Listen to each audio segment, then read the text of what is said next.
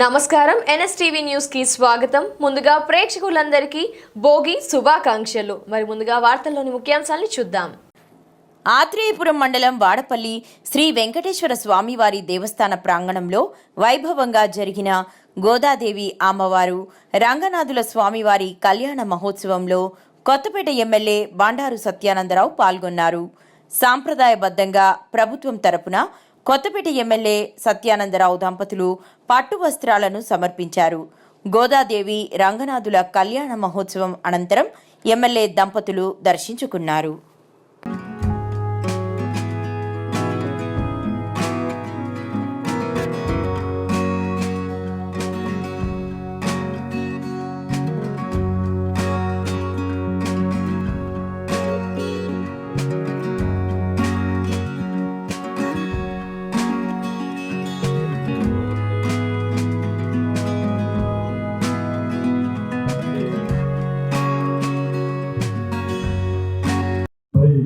ఇక్కడ స్వామివారికి భక్తులు ఎదురుగా మరి ఈ రోజున లాంఛనంగా శ్రీ వెంకటేశ్వర స్వామి వారి దేవస్థానంలో 90 రూములు దాతలతో వసతి కల్పించడానికి వారి అమూల్య హస్తాలతో ఈ రోజు ప్రారంభించారు.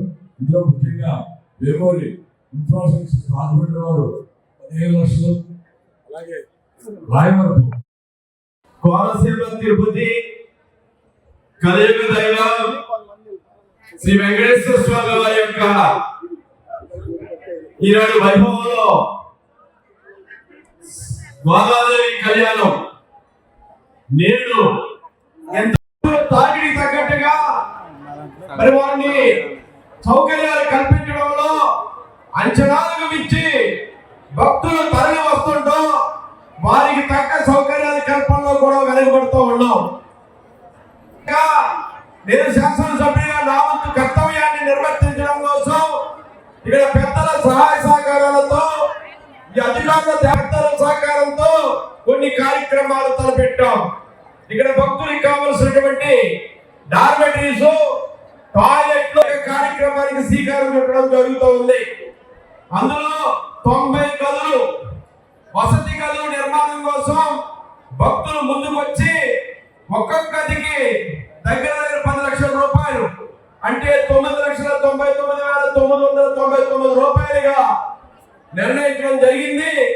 ఈనాడు అప్పుడే 10-15 మంది భక్తులు స్వామివారి మీద ఉన్నటువంటి విశ్వాసంతో ముందుకు రావడం జరిగింది. అందులో ఇప్పుడు డీసీ గారు చెప్పినట్టుగా కన్స్ట్రక్షన్ రాయవరపు సూర్యనారాయణ గారు అనకాపల్లి వాస్తవ్యులు, వేలూరి ఇన్ఫ్రాస్ట్రక్చర్స్ రాజమండ్రి వారు, సిటిఎంటి గోపాలకృష్ణ గారు, సుబ్బారావు గారు వారు రాజమండ్రి వారు, ఇంకా చాలా మంది ముందుకు రావడం జరిగింది. దాతల యొక్క సహాయ సహకారాలతో 90 వసతి గదుల నిర్మాణం, అలాగే అన్నదాన వక్రమాత అన్నదాన భవనం కూడా ఫౌండేషన్ అయింది. 6 కోట్ల రూపాయలతోటి దాన్ని పూర్తి చేయాలి. మాస్టర్ ప్లాన్ సిద్ధమవుతా ఉంది. మాస్టర్ ప్లాన్ సిద్ధమైన తక్షణం వక్రమాత అన్నదాన భవనాన్ని కూడా వేగవంతంగా చురుకుగా అన్నదాన భవనాన్ని కూడా పూర్తి చేద్దామని కార్యక్రమం తీసుకుంటా ఉన్నాం. ఇవన్నీ కూడా రాబోయే 6 మాసాల కాలంలో పట్టాలెక్కించి స్వామివారి యొక్క కరుణ కటాక్షాలతో ఇక్కడ భక్తులకు ఉన్నటువంటి అసౌకర్యాల కొరత తీర్చడం కోసం, భక్తులకు ఇబ్బందులు లేకుండా చేయడం కోసం సాధ్యమైనంత మేర కృషి చేయడం జరుగుతుంది. అందరూ అధికారులు కష్టపడుతూ ఉన్నారు.